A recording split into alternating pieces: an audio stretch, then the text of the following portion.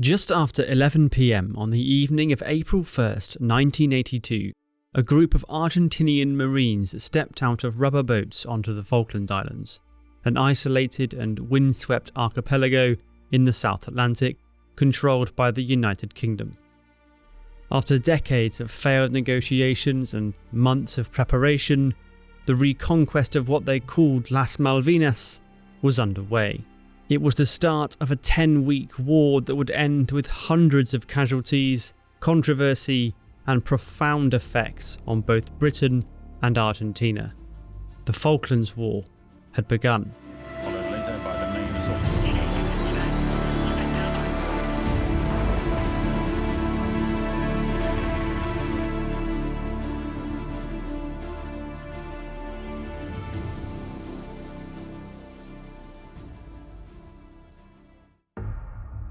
At the heart of the events of 1982 was a complicated territorial dispute over the Falklands that went back centuries. Its intricacies are not the subject of this series or this video, but it's worth going over the basics. The Falkland Islands were first claimed by the English, first settled by the French, and first governed by the Spanish. When Argentina gained its independence from the Spanish Empire shortly after the turn of the 19th century, it considered that Las Malvinas was an integral part of its colonial inheritance. Britain disputed this and ended up sending ships to assert control over the islands in 1833. The Falklands became a crown colony in 1840 and grew into an important coaling station for Royal Navy ships operating in the South Atlantic. The dispute over the island's sovereignty simmered away until Argentina approached the UN in the 1960s for help with realising its claim, citing the continuing British control of the islands as an example of colonialism. Britain agreed to take part in talks but proved reluctant to allow any transfer of the islands unless the islanders themselves, who considered themselves British, consented, citing their right to self-determination, another key UN principle. From the mid-1970s, the two nations' relationship began to slide downhill after a military junta seized control of Argentina in 1976. By the end of that year, Buenos Aires had severed ambassadorial relations with Britain and put 50 military personnel ashore on southern Thule, a fantastically isolated area in the South Sandwich Islands, which were also controlled by Britain and claimed by Argentina. Remote as they were, this was a clear attack on Britain's sovereignty over its South Atlantic territories and a shot across the bows on the Falklands issue. It was serious and provoked a response from Britain of nothing. Nothing other than strongly worded letters.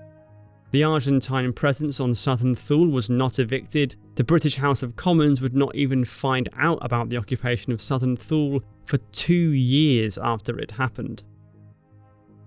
Efforts to resolve the issue continued after the election of Margaret Thatcher's government in 1979, which had the novel idea of transferring sovereignty to Argentina but leasing the islands back to Britain for 99 years afterwards. This seemed like a clever solution but fell apart in the face of opposition from first the Falkland Islanders and then British MPs.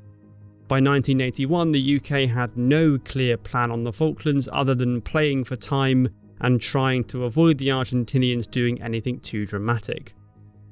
The trouble was, to Argentina it looked rather a lot like Britain just wasn't that bothered about the islands at all. In 1981, the Thatcher government announced massive defence spending cuts after a review by the Defence Secretary John Nott. Whitehall cuts to the defence budget were nothing new, but this particular round was an absolute hammer blow to the Royal Navy, which was to lose both its carriers and amphibious assault ships. Prime Minister Thatcher approved these cuts because she was keen that Britain's overall public expenditure had to be slashed. Perhaps most importantly, she agreed with Nott's desire to withdraw the Navy's only presence in the South Atlantic, the patrol ship HMS Endurance. The Foreign Secretary, Lord Carrington, had opposed this, insisting that the withdrawal of the ship would be taken as a sign of Britain's lack of commitment to the Falklands, but he was overruled. Carrington, it turned out, was broadly right. The government in Buenos Aires saw Britain slashing its military and removing its presence on the South Atlantic, and interpreted it as a sign that Britain's commitment to the islands was waning. This came on top of London's non-response to the occupation of southern Thule and the total disregard of the Shackleton Report in the mid-1970s, which had recommended £12 million of government investment in the islands. As far as the junta could make out, Britain had no interest in investing economically in the islands, no interest in defending it militarily, and no interest in responding to breaches of its sovereignty.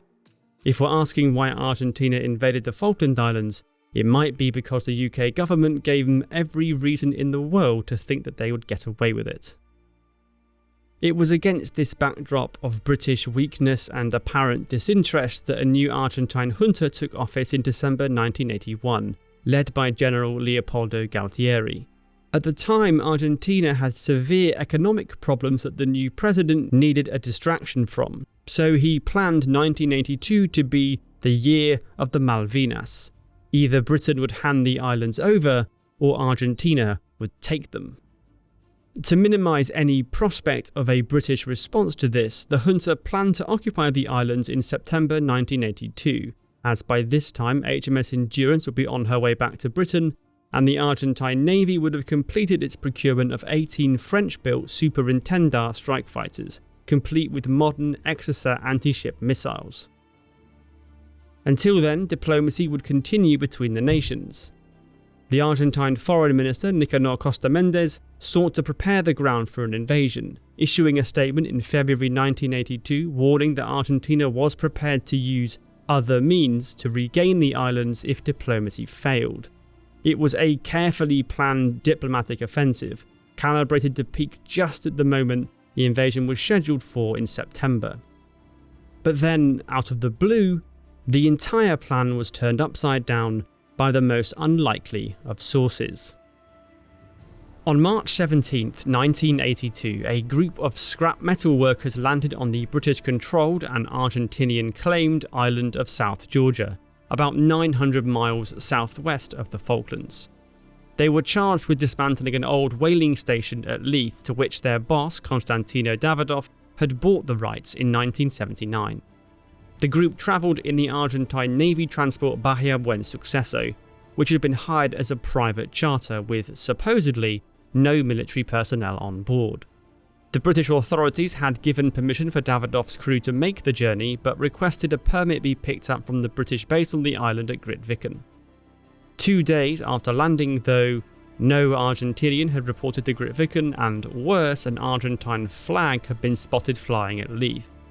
Now, it's possible that this was just an over-exuberant metal worker, but it's also very possible, as some sources suggest, the Argentine government had slipped some Marines aboard the apparently civilian charter to try and repeat the trick of southern Thule 6 years before. Either way, the British certainly feared something sinister was going on. Staff at Grytviken reported to Rex Hunt, the governor of the Falklands, who ordered that they insist the metal workers lower the flag and report to Grytviken. The flag was removed soon afterwards, but still nobody appeared to get the required approvals. As a result, Governor Hunt made a report to London, reporting that what he believed to be Argentine military troops had landed on South Georgia, and gave his opinion that the whole expedition was probably a cover for a seizure of the island. On receipt of Hunt's message, the British government ramped things up. They demanded that the Argentines leave South Georgia and ordered HMS Endurance to sail for the island from the Falklands with 22 Royal Marines on board. On March 21st, the Bahia Buen Suceso quickly left South Georgia, perhaps because it had been caught out putting troops where they shouldn't have been, but did not, crucially, take the metalworkers with it. On March 23rd, the Foreign Secretary sent an ultimatum: remove the metalworkers, or the Royal Marines would do so by force. This message from the British was a sharp and sudden escalation and put the Argentine junta in a bit of a difficult position. Deciding that they could not suffer the indignity of Argentine workers being arrested and deported at gunpoint from what they saw as rightful Argentinian land, the junta dispatched their own vessel to South Georgia with 14 Marines on board. By March 25th, there were 2 rival armed parties on South Georgia, 20 miles apart. With Britain suddenly and unexpectedly responding forcefully to events in the South Atlantic, Argentina now dramatically accelerated its plans. Worried that the Brits might reinforce the Falklands amid the crisis, the invasion plans were brought up and the Argentine Navy asked to carry out the landings as quickly as possible.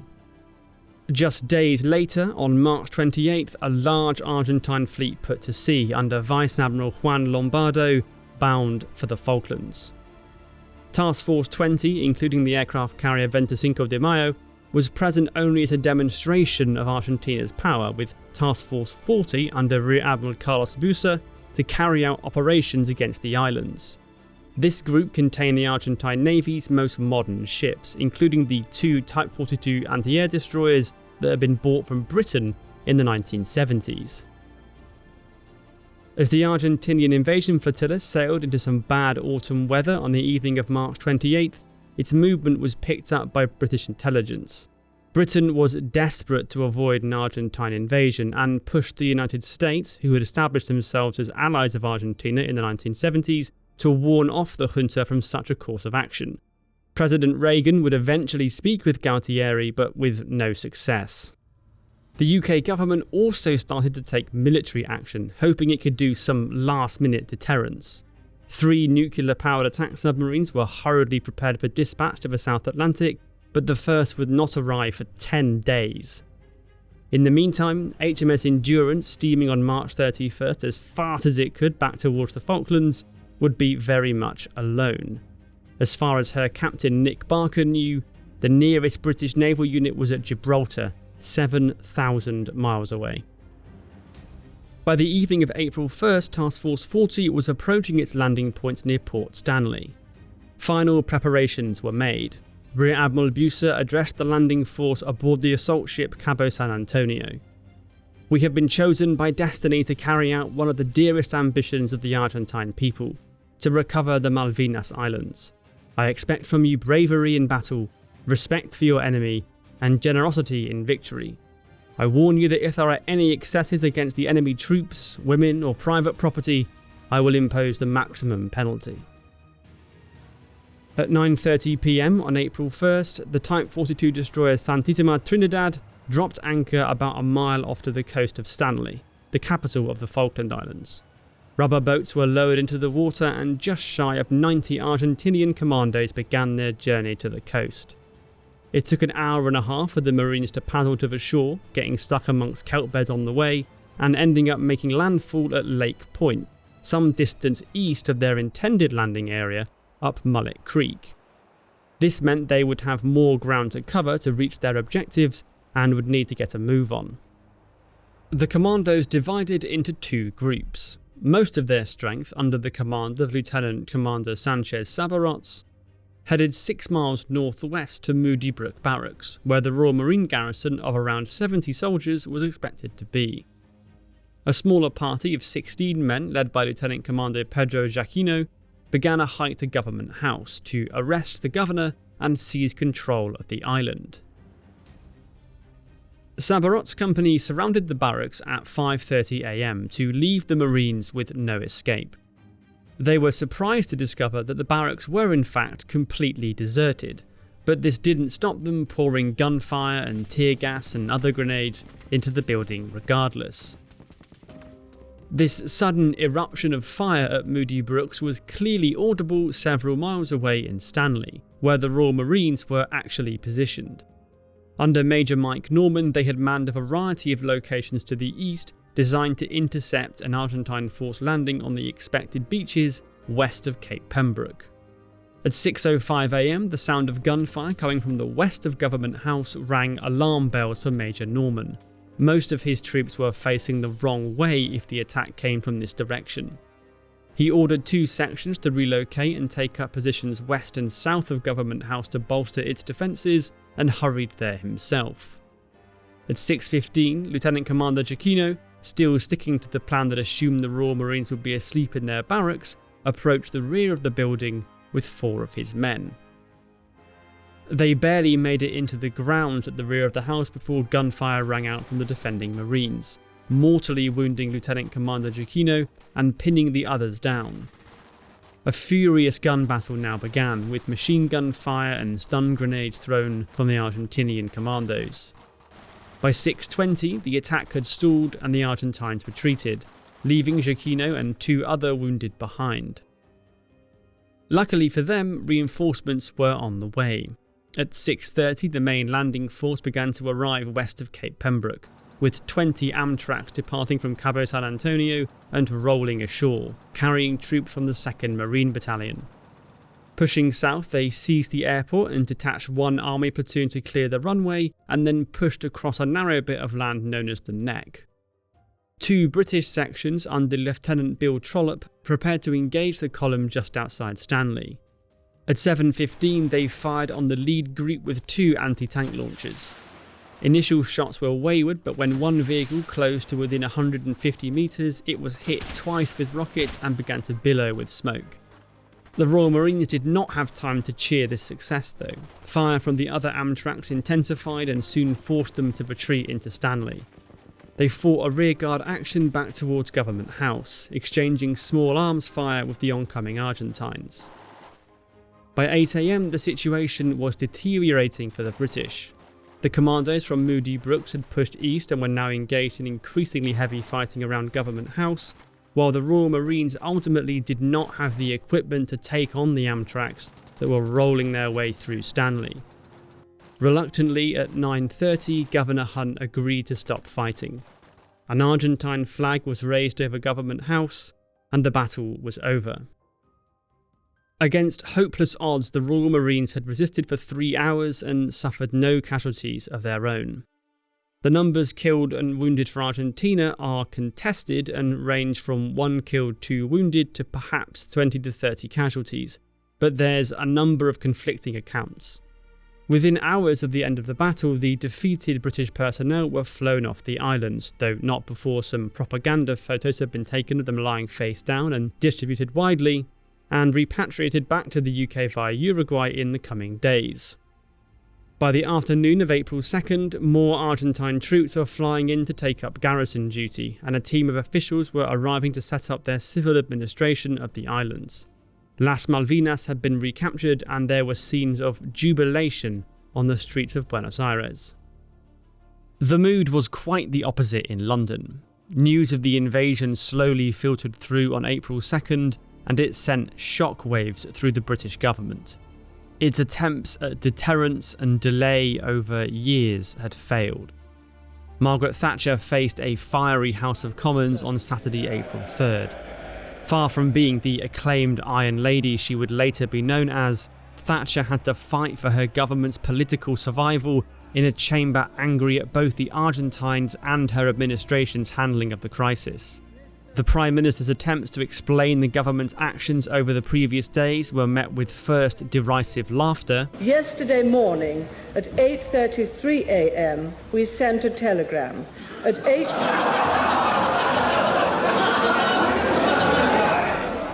and then later general outrage. I contacted President Reagan that evening and asked him to intervene with the Argentine president directly.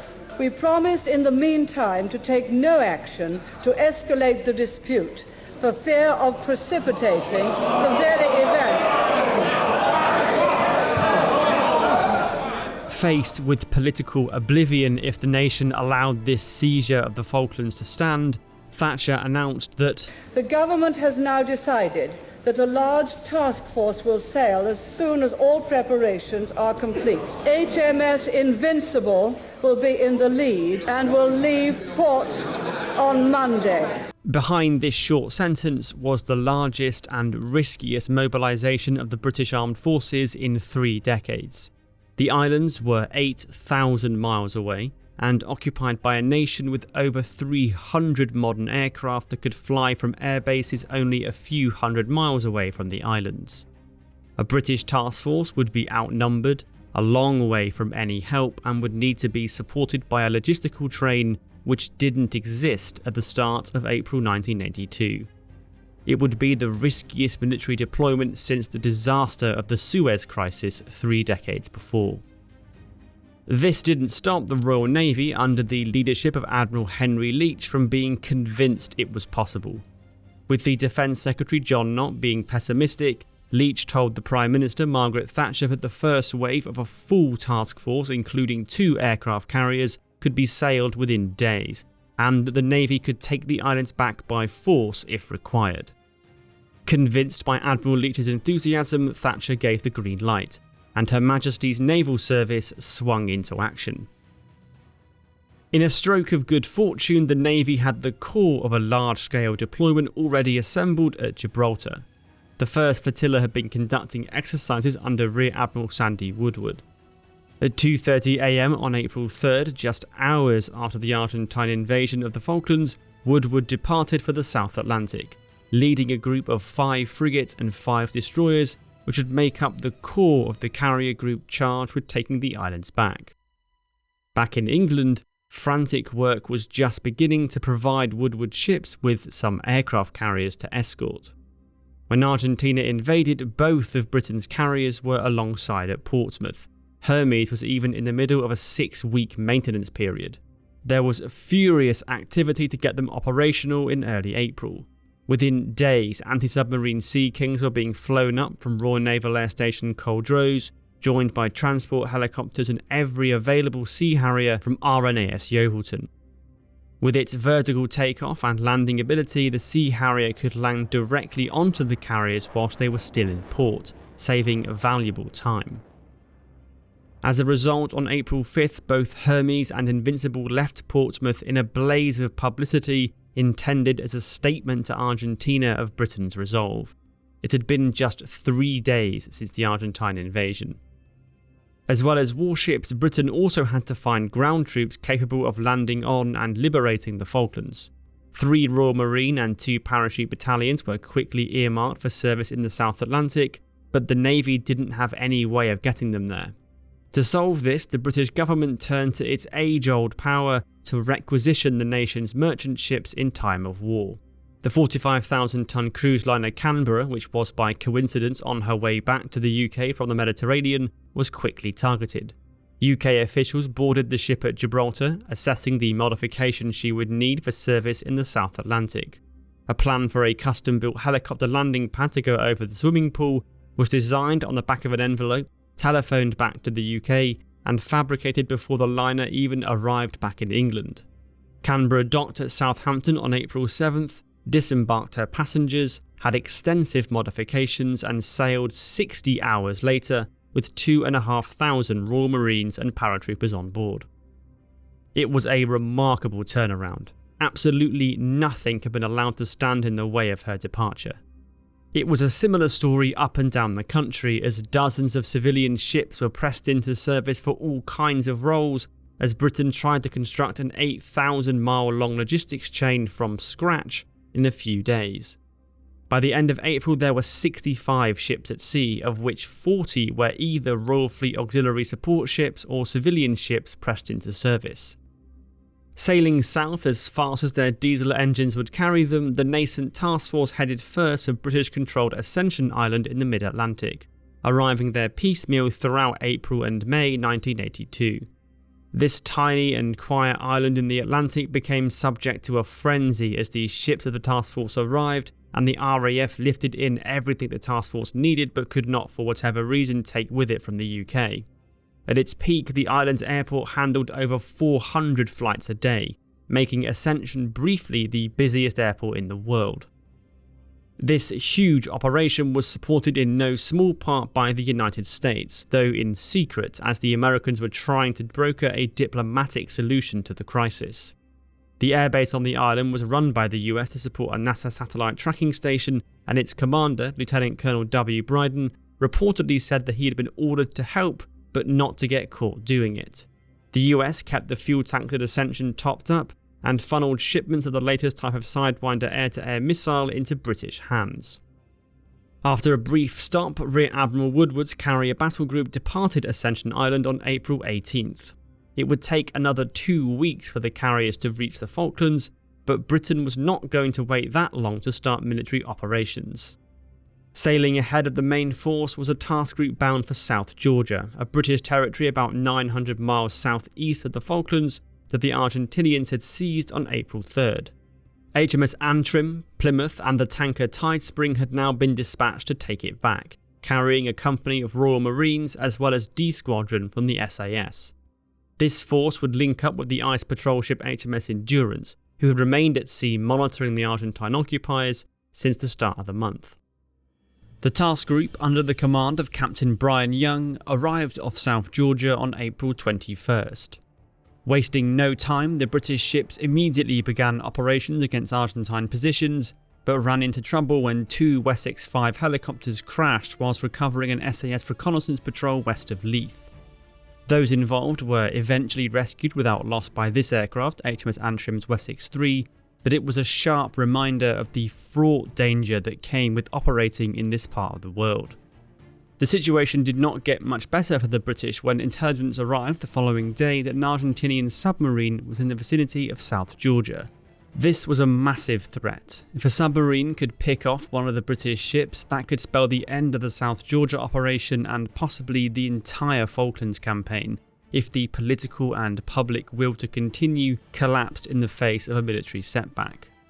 Captain Young withdrew his force out to sea for safety, where they were reinforced on April 24th by the frigate HMS Brilliant, who had been detached from the vanguard of the task force some days earlier and came with 2 Lynx anti-submarine helicopters. With this added strength, the British force returned to South Georgia with the exception of RFA Tidespring, which was carrying the Marine Company and was kept out of harm's way for the time being. On the morning of April 25th, the British warships mobilised their helicopters to hunt down the Argentine submarine. In the lead again was Antrim's Wessex 3, nicknamed Humphrey and piloted by Lieutenant Commander Ian Stanley. Stanley and his crew searched initially with only the naked eye to avoid detection by their opponent, before resorting to a single sweep on the helicopter's radar to see if they could locate the boat. Almost immediately, the ARA Santa Fe appeared on Humphrey's radar screen.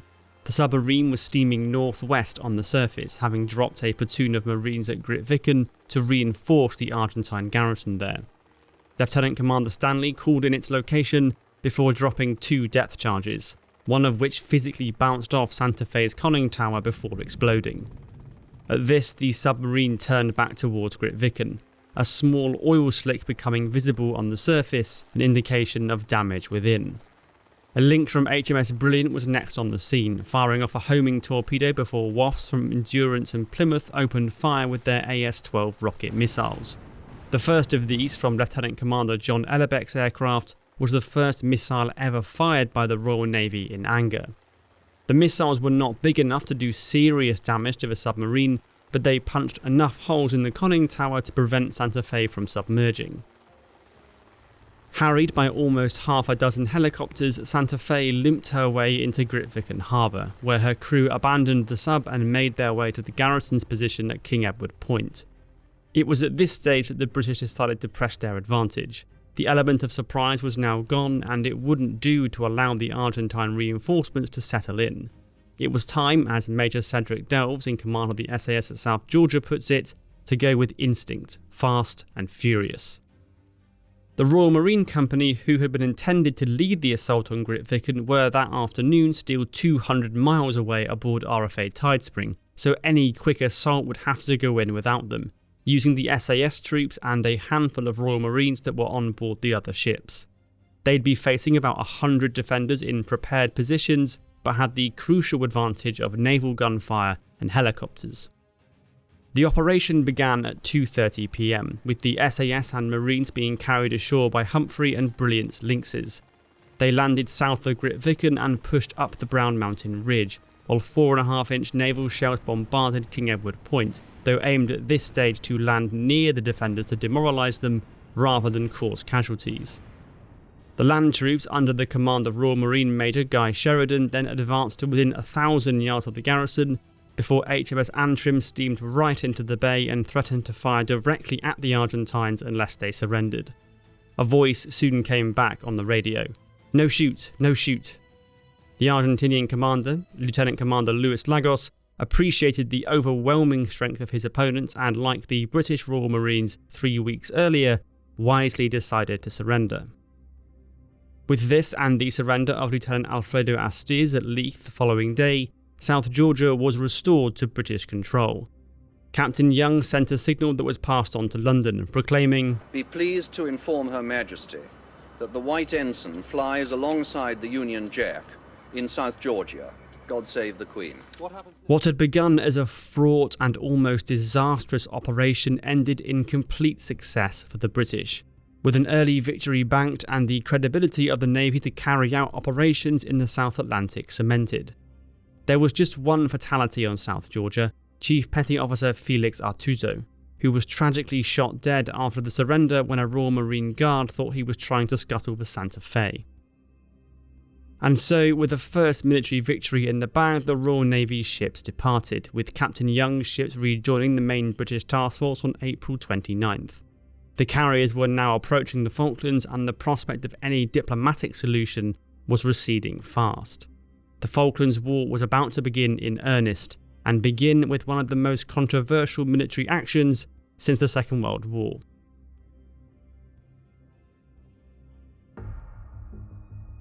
By the start of May 1982, the Falklands crisis had lasted a month since the Argentine invasion and was without resolution. A British task force had spent the second half of April pushing relentlessly south, resolved to use force to recover the islands if diplomacy failed. The only diversion had been to recapture South Georgia, and the ships involved in that operation returned to the main task force under the local command of Rear Admiral Sandy Woodward on April 29th. As the Royal Navy made its way south, the British government had established a 200-mile maritime exclusion zone around the Falklands, designed to limit Argentine reinforcement by prohibiting any ship from entering on pain of being sunk. As the task force got closer to the islands and the risk of military confrontation went up, at the end of April the UK government increased the strength of its measures. The exclusion zone was expanded to become a total exclusion zone, with aircraft now also prohibited from going near the Falklands. The British task force crossed into the exclusion zone on the night of May 1st.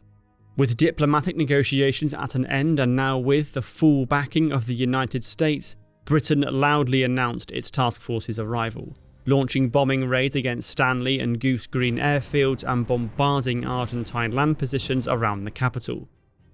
Argentina responded in kind, launching more than 40 aircraft to engage the British that afternoon and bringing its powerful naval forces into play. From the northwest, in two groups, came the bulk of Argentina's naval strength, including the aircraft carrier 25 de Mayo with its Skyhawk attack aircraft. The British had positioned two of their nuclear submarines in this area to try and find the carrier, but had not been able to locate it.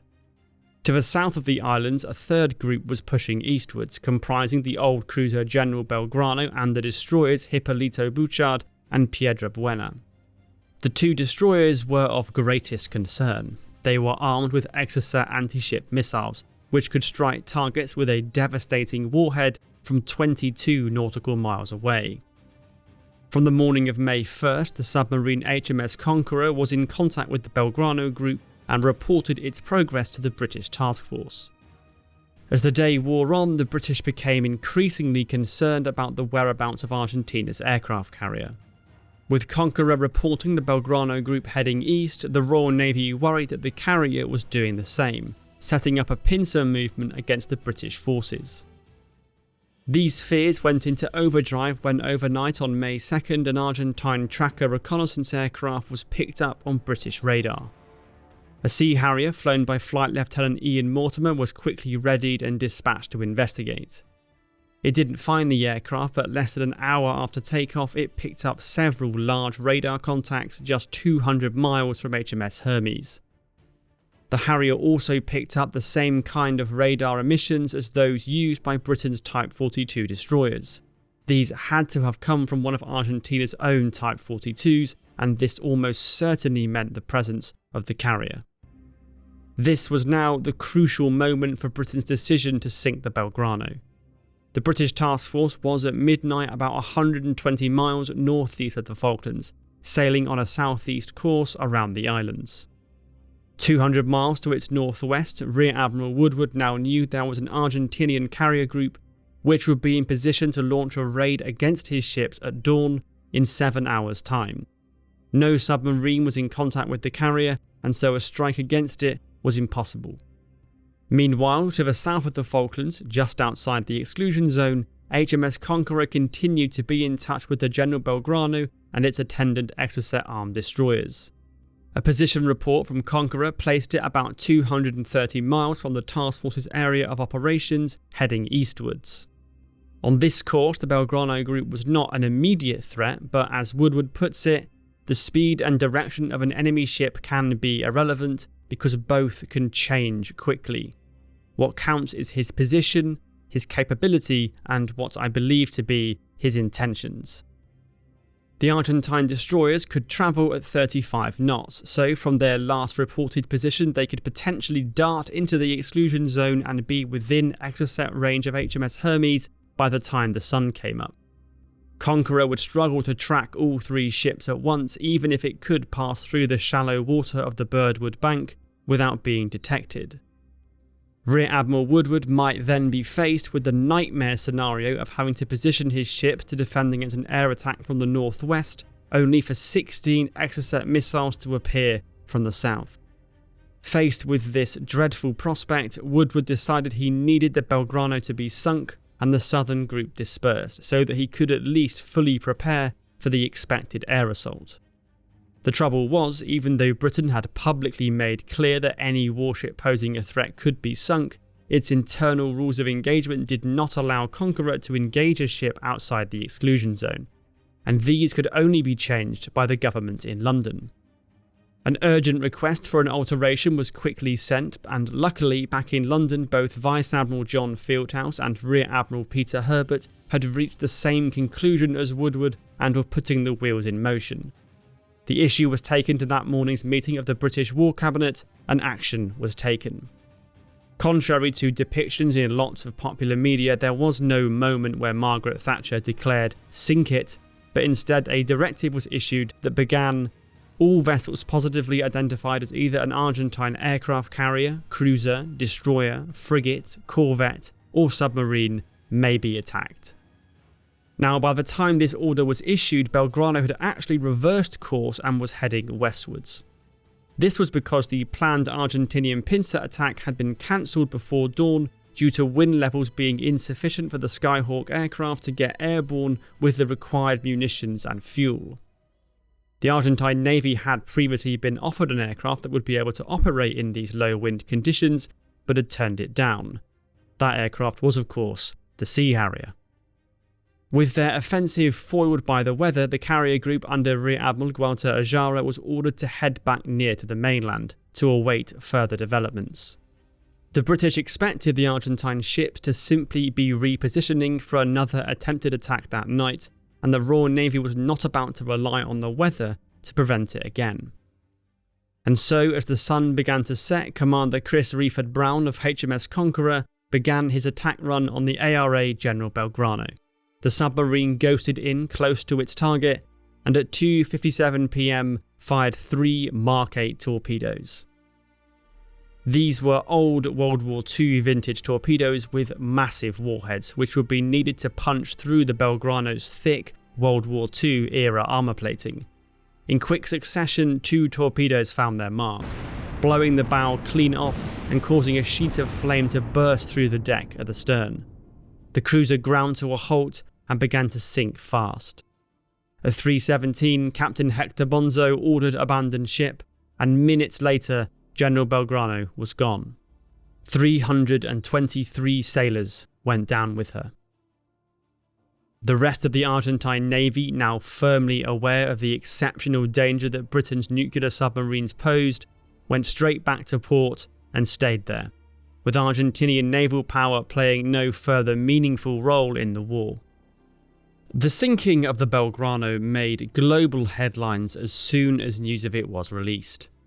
On May 3rd, the Argentine government announced the loss of the cruiser and called its sinking a treacherous act of armed aggression, as it had occurred outside the exclusion zone. To an international audience, the attack on the Belgrano came as a brutal shock, with hundreds of conscript sailors killed without warning by a British submarine.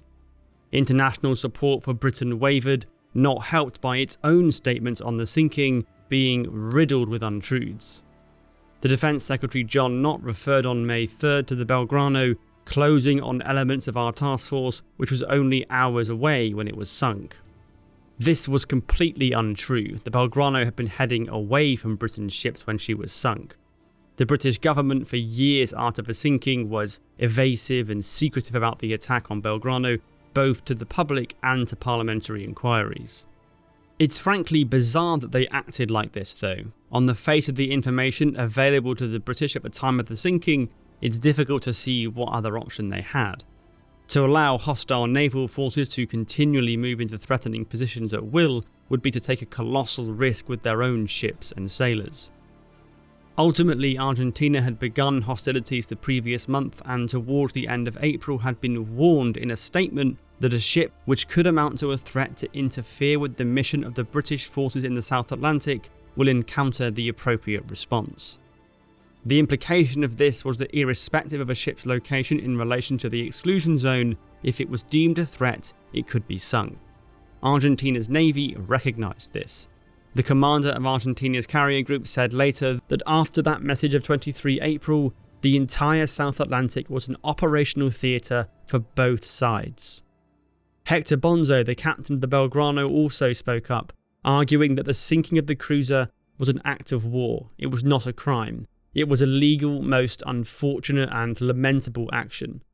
To him and other senior Argentine officers, hostilities had commenced the previous day and they could expect to take and receive blows. Indeed, Captain Bonzo went on to say that if the submarine should have been before me having emerged for repairs, I would have opened fire with the 15 guns until it sunk.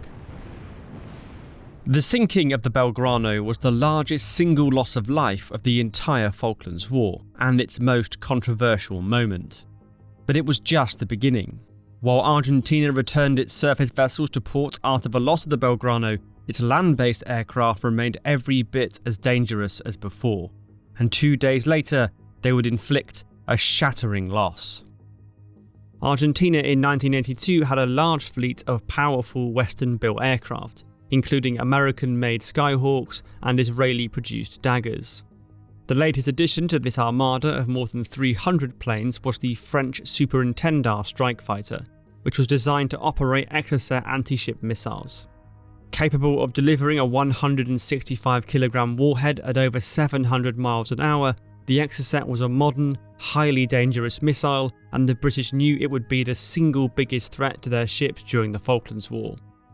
As a key part of their naval strike force, Argentina had ordered 14 Superintendars and 15 Exocet missiles, but only 5 of each had been received before France suspended deliveries in the wake of the invasion of the Falklands. With such a limited stock, it was decided that the Intendars would only deploy from their base at Rio Grande in pairs, when opportune moments to strike the British carriers arose. On the morning of May 4th, one such opportunity was presented when a Neptune reconnaissance aircraft detected the British task force southeast of the Falklands. Rear Admiral Sandy Woodward had his flagship HMS Hermes about 75 miles south of Stanley. He was keeping his ships relatively close to the coast in order to support shore bombardment and reconnaissance operations being mounted against Argentine land positions. May 4th was expected to be a relatively quiet day, with a single air raid against Goose Green the only planned operation. 450 miles away, a pair of Superintendars had other ideas as they took off from Rio Grande at 8:45 am. Piloted by Lieutenant Commander Augusto Bedecaratz and Sub-Lieutenant Armando Mayora, the Superintendars flew east without escort, relying on surprise and the long range of their missiles to mount a successful raid. They would ordinarily not have the range to reach the reported British ships, but they were able to refuel in mid-air from a Hercules tanker to massively extend their range. 120 miles out from the reported contacts, the two aircraft descended to fly at just 50 feet above the sea, so that the curvature of the Earth would hide them from British radar screens. Flying on in poor visibility, at 9:56 am Bedecaratz and Mayora popped up and briefly switched on their radars, looking for the British ships. They found nothing, so dropped down to sea level once more, pressing on at more than 500 knots towards where their target should be. Less than 50 miles away, the British fleet was sailing southwestwards. The ships of the task force were strung out in an anti-air formation and had dealt with repeated false alarms over incoming hostile aircraft that morning. Furthest east were the most important ships, the carriers Hermes and Invincible, each accompanied by a goalkeeper ship armed with the short-range Seawolf missile, positioned as the last line of defence. In front of these were layers of protection, the most important of which were the 3 Type 42 anti-air destroyers, positioned 20 miles ahead of the main task force. Coventry, Glasgow and Sheffield were tasked with intercepting any hostile air attacks before they could reach the carriers and do critical damage. There were also Sea Harriers in the air running combat air patrol to the northeast, but due to the low cloud base on May 4th, their ability to quickly respond to threats was limited. At 9:56 and 30 seconds, HMS Glasgow picked up the radar emissions from the Intendar's first attempt to establish contact with the task force. Its operations room snapped into gear, correctly identifying the source as the Superintendar and broadcasting a warning to the rest of the task force. But HMS Sheffield, who was closer to the approaching aircraft than Glasgow, was silent. At that moment, the southernmost Type 42 was using her satellite communication system, which blocked out certain radar frequencies and meant that Sheffield could not see the same contacts that Glasgow could.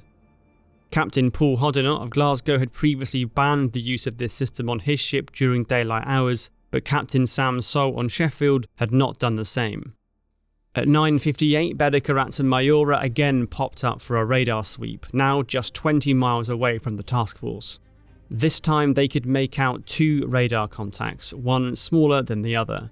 Believing the larger ship to be an aircraft carrier, they pressed their attack and prepared to launch their missiles. By now, Glasgow had direct radar contact with the approaching strike aircraft. The ship's anti-air warfare officer, Lieutenant Commander Nick Hawkyard, quickly reported the incoming raid, but he was frustrated with the response of HMS Invincible, which was not convinced that this latest alarm wasn't another false warning as others had been that morning. The Sea Harriers on their patrol route were not diverted to intercept the incoming contacts. At 10 AM, now somewhat frantic, Glasgow radioed a warning of the incoming attack to Sheffield, but again there was no response. At this critical juncture, both the ship's anti-air warfare officer and one of the radio operators had stepped out of the operations room, leaving it rudderless. Sheffield had also still not made radar contact with the Argentinian jets. This was now partly because Glasgow had given the bearing of the contacts as being 235 degrees, but from Sheffield the aircraft would have shown up on a bearing of around 300. This confusion led to Sheffield's radar operators looking in the wrong place and seeing nothing. The Superintendars were now just 12 miles out. They turned sharply to starboard, lining themselves up firmly on HMS Sheffield. 10 seconds later, Sheffield's anti-air officer was urgently called back to the ops room over the ship's intercom. This was the first indication to almost all of Sheffield's crew that something was wrong. Before he could get there though, at 10:02 exactly, Belgrano and Mayura launched their Exocet missiles and turned away hard, to begin their sprint back to Argentina. With an Exocet travelling at more than 700 miles an hour on its way, Britain's ships now just had seconds to react. Glasgow quickly fired chaff, clouds of small metal filaments designed to confuse the Exocet's radar into missing the ship. On board Sheffield, the anti-air officer returned to the ops room but misidentified the raid as a pair of Mirage 3s, as he believed the fleet was beyond the range of the Exocet carrying Superintendars. Seconds later, the ship's bridge crew caught sight of the missile trails heading their way, but no message was relayed to the ops room, the captain, or to the crew. No chaff was fired. Aboard Glasgow, Captain Hodinott ordered his ship's Sea Dart missile system to engage the onrushing Exocets, but the system was designed to engage high-altitude missiles and struggled to lock on to the low-flying and fast-moving projectiles. Sheffield's Sea Dart, meanwhile, could not even see the Exocets on radar. Most of her crew was not even aware there was anything to be worried about. And then, at 10:03 exactly, time ran out for HMS Sheffield. The first Exocet, probably fired by Belgrano, smashed into the ship's starboard side amidships, causing a huge fire in the auxiliary machine room. The ship immediately lost half its power and its communications. Thick black smoke forced the evacuation of the bridge and the ops room, and a ruptured fire main crippled firefighting efforts. To make matters worse, the computer systems for the ship's missiles failed, leaving Sheffield defenceless in the face of any subsequent attacks. In the computer room, a team of 5 under Lieutenant Commander John Woodhead remained at their post, trying desperately to restore the ship's defences even as choking smoke filled the air and the blazing fire crept closer. They were eventually successful, but all 5 men perished in the process. Not long after the Exocet hit, the frigates Yarmouth and Arrow arrived to offer assistance, providing hoses and pumps to try and beat back the fire, rapidly engulfing the centre of HMS Sheffield. Helicopters began to evacuate casualties to HMS Hermes, where their arrival was captured by the shocked news cameras of the broadcast media. On Sheffield, firefighters battled for 4 hours against the fire in an attempt to save the ship, but it was a battle they steadily lost. By 1:50 p.m, Captain Salt judged that the combat value of the ship was now essentially nil, and keeping the crew on board was not worth the risk that the fire might reach and detonate the Sea Dart magazine. He ordered abandon ship. The crew went across to Yarmouth and Arrow, while Captain Salt and some of his officers were flown by Lynx to Hermes to report to Rear Admiral Woodward. Woodward, grappling with the implications of that morning's events, told Captain Salt, "I suspect someone's been bloody careless." 20 men had died, and Britain had lost 1/3 of its specialist anti-airships, leaving the task force dangerously exposed until reinforcements in the shape of ships like HMS Exeter and HMS Cardiff could arrive. As the task force digested a serious blow, several hundred miles away, Belgrano and Mayura were returning to base, having fired 40% of Argentina's Exocet stocks. When news reports of Sheffield's sinking emerged, it was seen by some as revenge for the sinking of the Belgrano 2 days before, but that wasn't how Sub-Lieutenant Mayura saw it. "We didn't feel that it was a retaliation for the Belgrano, the operation was never for that, but we felt that we had proved that we had the ability to sink one of theirs too." The burning hulk of HMS Sheffield remained afloat for several days after she was hit. Once the fire had burnt itself out, the ship was taken under tow by Yarmouth. She reached the edge of the exclusion zone but began to take water on through the hole the Exocet had created. Eventually, Sheffield foundered and capsized, sinking into the Atlantic, where she rests today. The loss of Sheffield was a brutal shock to Britain. It was the Royal Navy's first warship lost by enemy action since the end of the Second World War, and a very sudden reminder to the British government and public of the realities of fighting a war. Militarily, it forced the Royal Navy to be more cautious with its task force, keeping further east and away from the Intendar's base at Rio Grande. But it also hardened their resolve to see the campaign through to a victorious conclusion. After days of fighting at sea and in the air, attention would now turn to the plans for a full-scale amphibious landing on the Falklands, and some of the most tense days of the entire war.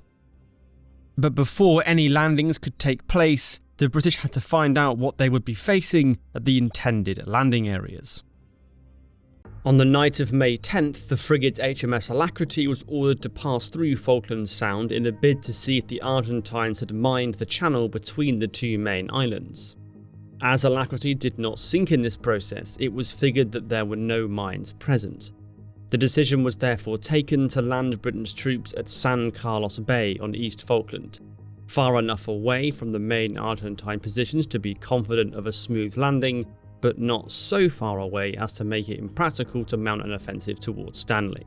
There was one major problem though, an Argentine base on Pebble Island, just off the north coast of the main islands. It housed a small airbase which the British thought likely to hold Picara ground attack aircraft. Armed with bombs or rocket pods as well as 20mm cannons, these propeller-driven aircraft could do serious damage to British troops as they tried to come ashore, and would be based only 4 minutes flying time away from the prospective landing beaches. This made Pebble Island a substantial risk, and it was not one that Rear Admiral Sandy Woodward, the local commander of the British carrier group, was prepared to tolerate.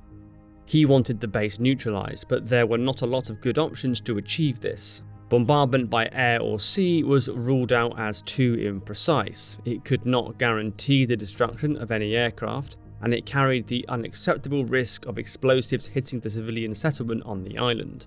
Luckily for Woodward, the contingent of special forces aboard his flagship had a plan which could solve both these problems. Under the command of Major Cedric Delves, D Squadron of the Special Air Service had been aboard HMS Hermes since the start of May, after their involvement in the recapture of South Georgia was concluded. Delves and his men had been searching for a way to make themselves useful to the task force and had already settled on Pebble Island as a potentially lucrative target. They proposed landing SAS troops onto the island by helicopter to disable the airfield and any aircraft by hand, with demolition charges and anti-tank weapons. It was a daring plan, evoking similar operations that the nascent SAS had carried out in North Africa during the Second World War. Woodward was keen on the idea, but the potential risks were huge and information about the target was very scarce. A reconnaissance team under Captain Timothy Bells was immediately dispatched to the area on the evening of May 11th, but were delayed by bad weather from being able to observe the Argentine positions until dawn on May 13th. By then, time was running very short. Rear Admiral Woodward had set a deadline of dawn on May 15th to complete the operation. Any later and it would overlap with possible dates for the main landings at San Carlos. So as soon as Captain Bells was able to report the presence of 11 Argentine aircraft, the operation was swiftly greenlit for the early hours of May 15th. The SAS troops would be flown to and from their target by Sea Kings from HMS Hermes, which meant detaching the British flagship, arguably the most important warship in the South Atlantic, to sail almost alone several hundred miles away from the main body of the task force. Only the destroyer Glamorgan and frigate Broadsword would accompany it on a voyage which would leave the carrier highly vulnerable.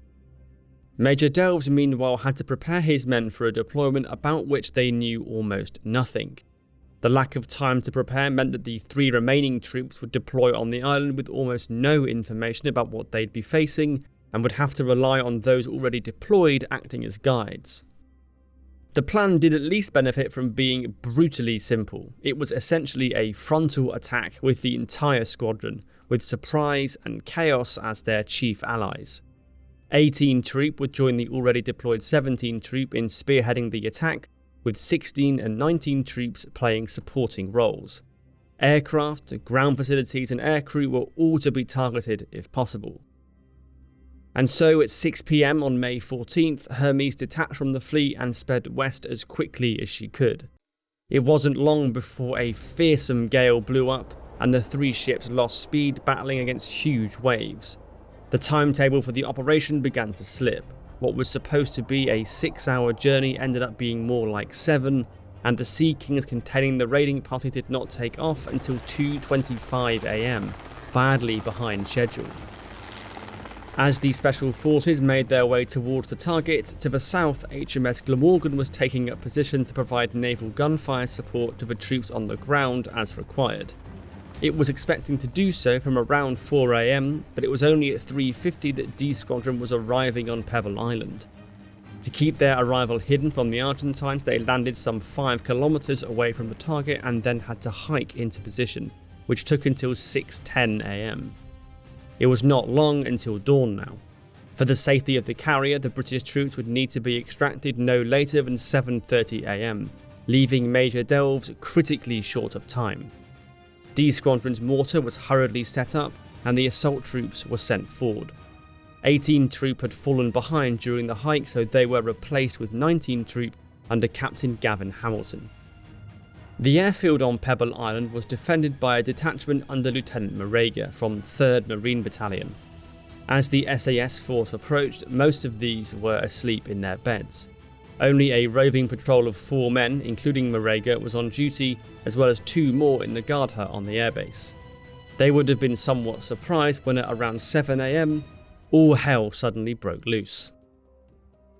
The troops under Captains Hamilton and Bowles charged onto the airfield, opening fire with small arms, grenades and anti-tank launchers on anything that looked even remotely hostile. HMS Glamorgan also opened fire, dropping a curtain of high explosive rounds north of the airfield to add to the sense of chaos and encourage Argentine defenders to keep their heads down. Despite this though, several of the guards did return fire on their assailants, but it was almost impossible to aim through the smoke and half-light of illumination shells fired by the SAS mortar. Lieutenant Moraga and his men were powerless to stop the SAS from reaching the main concentration of aircraft on the western side of the airfield. Within minutes, the SAS set to work destroying these aircraft too, before sweeping around to tackle the aircraft to the south of the Argentine guard hut. As the raid progressed, Lieutenant Moraga began to worry that the attack was a precursor to a larger landing to seize the airfield entirely. Determined to prevent the British from making use of Pebble Island, he moved to activate a series of explosive charges in the runway to make it unusable. This was just as Corporal Armstrong was placing the explosive charge on the 6th and final Pucara. The massive explosion from the Argentine charges blew him off his feet, landing him with a concussion. On the other side of the runway, the charges also destroyed a Skyvan transport aircraft, meaning every single aircraft on Pebble Island was now ablaze. With their mission largely complete and the sky beginning to lighten, it was time for the British to leave. Major Delves gathered his squadron up and pulled back to the rendezvous with the Sea Kings. At exactly 7:30 on the dot, the 4 helicopters appeared from the east and set themselves down. The SAS men scrambled aboard and were taken off, back to HMS Hermes in time for breakfast. It was a raid that had lasted for barely half an hour, planned and executed at incredible speed in the face of a brutal South Atlantic winter. All 11 Argentine aircraft present had been destroyed, with only 3 men wounded on the British side and 2 on the Argentine side. The airfield on Pebble Island that was so close to the upcoming landing beaches had been neutralised, and the stage was now set for Britain's very own D-Day in the South Atlantic. But despite all the planning, preparation and special operations, the landings at San Carlos remained a fundamentally risky proposition, as all amphibious landings are. Under the leadership of Commodore Mike Clapp, a large number of warships, dedicated landing ships and requisitioned merchant ships would have to sail right up to the shoreline and remain there, exposed to whatever Argentina could throw at them for days on end until the 5 Royal Marine and Parachute battalions had been unloaded and a secure beachhead established. Facing the British was an Argentine army under the military governor of the Falklands, Brigadier General Mario Menendez. Knowing that any British reconquest of the islands could only be successful if they captured the town of Stanley, Menendez was content to concentrate the bulk of his forces around the capital. Smaller garrisons were maintained in outlying areas, including at Goose Green and at San Carlos settlement itself. At sea, the amphibious group of ships carrying the troops joined up with Rear Admiral Woodward's carrier task force on May 18th, and managed to achieve an undetected approach to San Carlos 2 days later thanks to a helpful blanket of fog. Commodore Clapp's ships made their final approach after dark, with Special Forces operations beginning to take out an Argentine observation post on Fanning Head and suppress the garrison at Goose Green to prevent their interference with the landings. With operations to secure their flanks underway, the British troops began to come ashore from landing craft at 4 AM, beginning with 2 para at the southern end of San Carlos water. The landings were largely uncontested, with the only Argentine unit in the area being a detachment under 1st Lieutenant Carlos Esteban at Port San Carlos, which pulled back out of the settlement once the scale of the British landing became clear after dawn. From a position to the east, Esteban's unit fought a fierce rearguard action, downing 2 Gazelle Scout helicopters that strayed too close to their position before being compelled to withdraw by the leading elements of 3 para, which liberated Port San Carlos and raised a British flag. The reconquest of the Falklands was underway, but the battle for San Carlos was far from over. Almost as soon as British troops had stepped foot on land on the morning of May 21st, Argentina's fast jets launched a determined attack on the beachhead.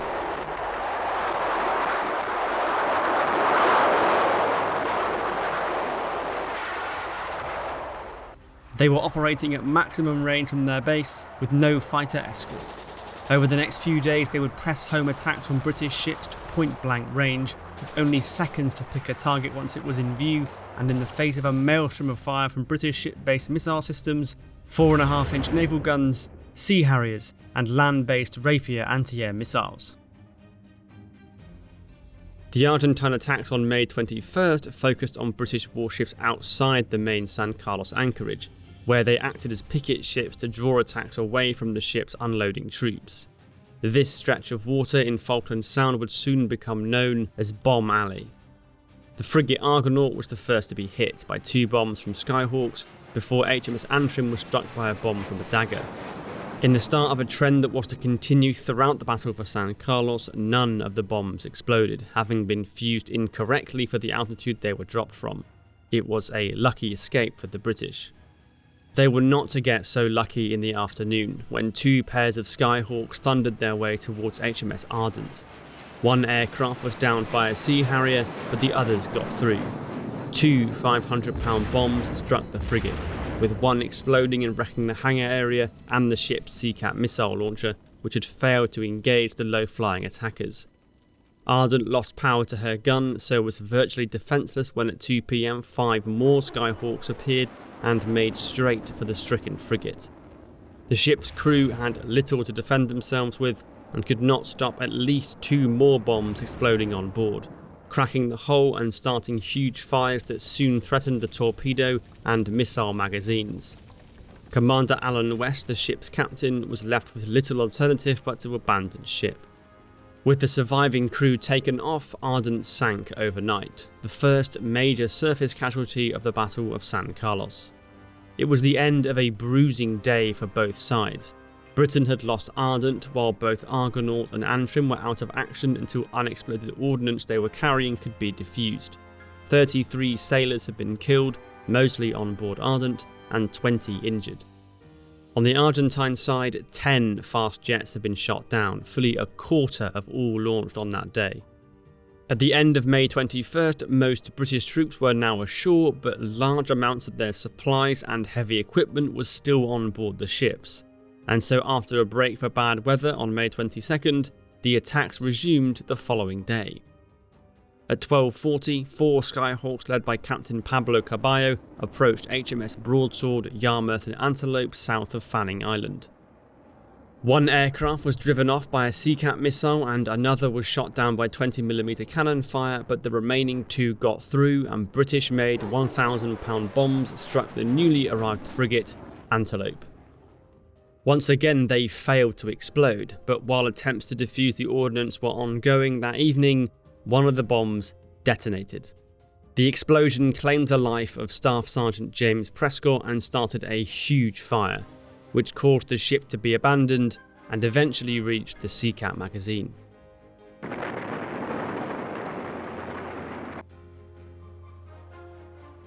The dawn light of May 24th revealed an utterly broken ship, which soon sank.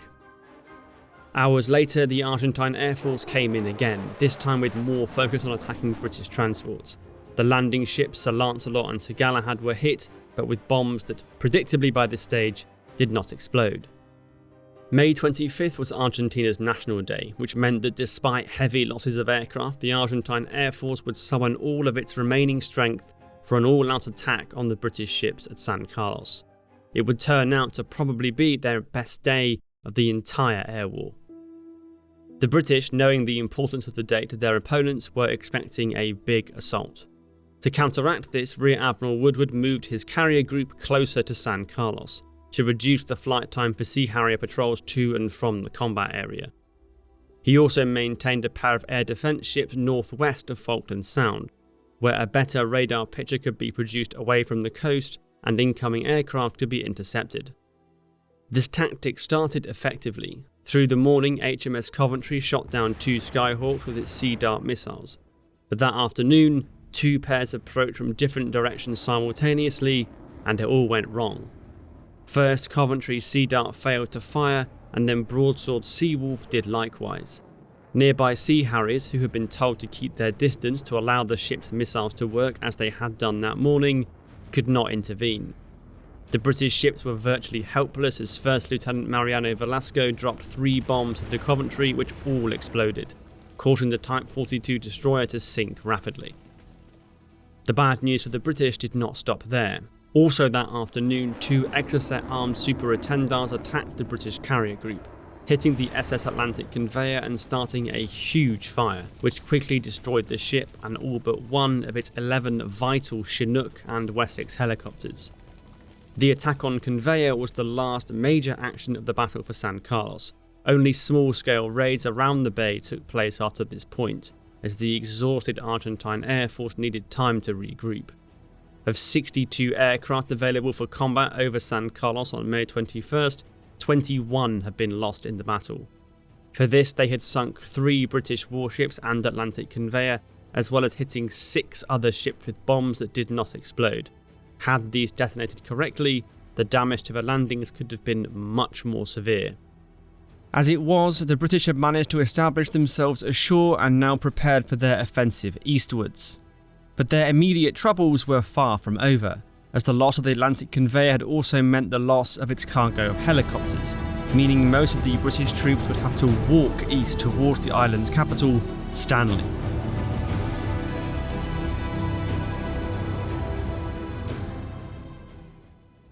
Despite this setback, the British wasted no time in going on to the offensive elsewhere. On May 28th, 2nd Battalion the Parachute Regiment assaulted an outlying Argentine position at Goose Green. In a tough day of fighting which cost the life of the battalion's commander, Lieutenant Colonel Herbert Jones, the Paras were able to capture the local airfield and encircle Argentine forces under Lieutenant Colonel Italo Piaggi, forcing a surrender the following morning. Yielding more than 1,000 prisoners, the victory at Goose Green was the first major land victory for the British. The reconquest of the islands was well and truly underway. The recapture of Goose Green was a big first step for the British, but assaulting the positions of almost 10 times as many Argentines around Stanley would need rather a lot more troops. 5th Infantry Brigade under Brigadier Tony Wilson arrived at San Carlos at the end of May, accompanied by Major General Jeremy Moore, who would now take overall command of all British troops on the islands. 2 Para, which was at Goose Green following its successful offensive there, was attached to 5th Infantry Brigade, which was to be tasked with securing the southern approaches to Stanley, while Brigadier Julian Thompson's 3rd Commando Brigade consolidated their position to the north. Speed was of the essence, with winter closing in and Britain's logistical chain stretched to breaking point. At the start of June, Brigadier Wilson vaulted 2 Para forts to Fitzroy and Bluff Cove settlements by helicopter, after cursory reconnaissance revealed no Argentinians were present there. Moving the rest of 5th Brigade forwards was more of a challenge, as the continuing shortage of helicopters following the loss of conveyor forced the Welsh and Scots Guards to be transported to Bluff Cove by sea instead. Disaster struck at the end of this operation on June 8th, when the landing ship Sir Galahad was caught at Fitzroy by Argentinian Skyhawks, whilst it still had half of the Welsh Guards on board. 3 bombs exploded on the landing ship, which was crowded with soldiers waiting to disembark. 48 people died in the ensuing fireball, twice the number killed in the entire Goose Green operation, and Britain's worst single loss of life of the entire war. The hit on Galahad and the ensuing rescue operation delayed Britain's preparations for the attacks towards Stanley, which were drawing nearer. Despite the setbacks, by June 10th, Major General Moore had 7 battalions ready to advance on the Argentine stronghold around the island's capital. 3 Commando Brigades, 3 Para, 4-5 Commando and 4-2 Commando were on the front line, joined by the Scots Guards from the newly arrived 5th Brigade. At Fitzroy were 2 Para, the 1st Gurkhas and the Welsh Guards, who had been reinforced by 2 companies of 40 Commando to make up their losses suffered on Sir Galahad. The plan was for 2 back-to-back night attacks to seize all of the high ground west of Stanley, making it impossible for the Argentines to hold out in the town, whatever their numbers were. The British command was fully committed to this assault. In reserve were only 2 companies of 40 Commando at San Carlos and a single company of Gurkhas at Goose Green. Everything else the British had would go into the attack, and it would still be barely enough to match the Argentinians in numbers. By this stage in the conflict, Argentina had around 9,000 troops left in Stanley, of which around 5,000 or so were frontline combat units. Brigadier General Menendez, the Argentine commander in the Falklands, had positioned his units in naturally strong defensive positions in the hills west of Stanley, with 7th Regiment, 4th Regiment and 5th Marine Battalion in the front line. Further regiments continued to be retained near the coast to ward off any amphibious landings close to the capital. The Argentine regiments were battalion-sized units, roughly equivalent in size to the British units they would be facing, but stretched much more thinly across a wide area. To make matters worse, 5th Marine Battalion was the only Argentine unit that had proper cold weather gear and experience. 4th Regiment to their west had been drawn from the subtropical province of Corrientes near the Brazilian border, and so were profoundly unused to the conditions of a Falklands winter. Worried at how isolated and outgunned his troops were, General Menendez requested reinforcements on June 10th, but was refused. General Galtieri and the rest of the junta were not prepared to risk further naval or air force assets, so Menendez was ordered to fight to the end with what he had. The British attack began on the evening of June 11th, with 3 battalions moving forward to assault the 3 strong points of the outer ring of Argentine defences: Mount Harriet, Two Sisters and Mount Longdon. To the west, the offensive began smoothly, with both 4-2 Commando on Mount Harriet and 4-5 Commando on Two Sisters managing to overcome their opponents from 4th Regiment in a few hours of determined assault with relatively low casualties.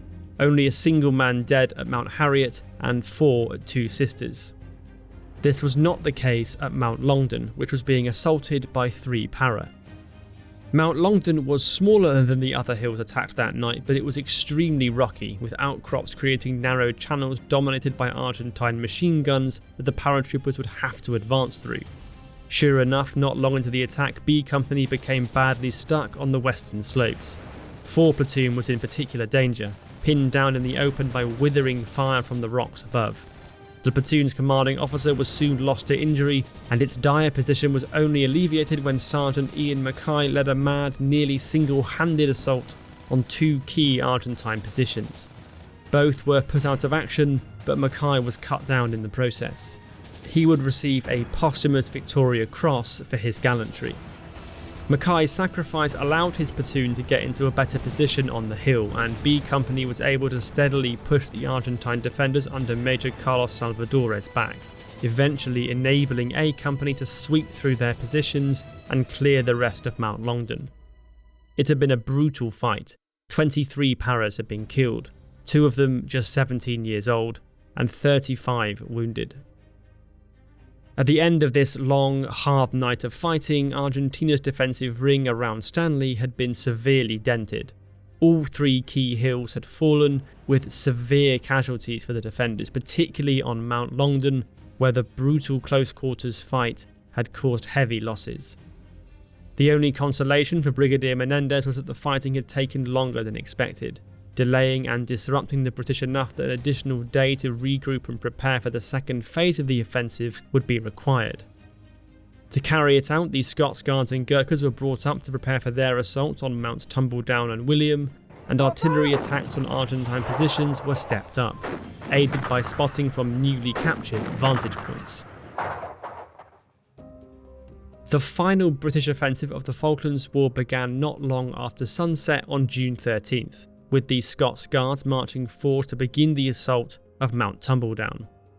There was some anxiety over this attack.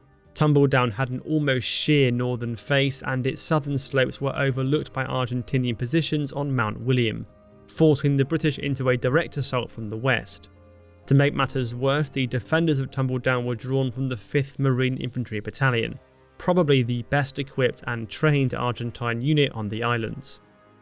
Lieutenant Colonel Mike Scott tried to mitigate these risks by launching a diversionary assault south of Mount William prior to the main offensive, to try and draw the defenders' attention away.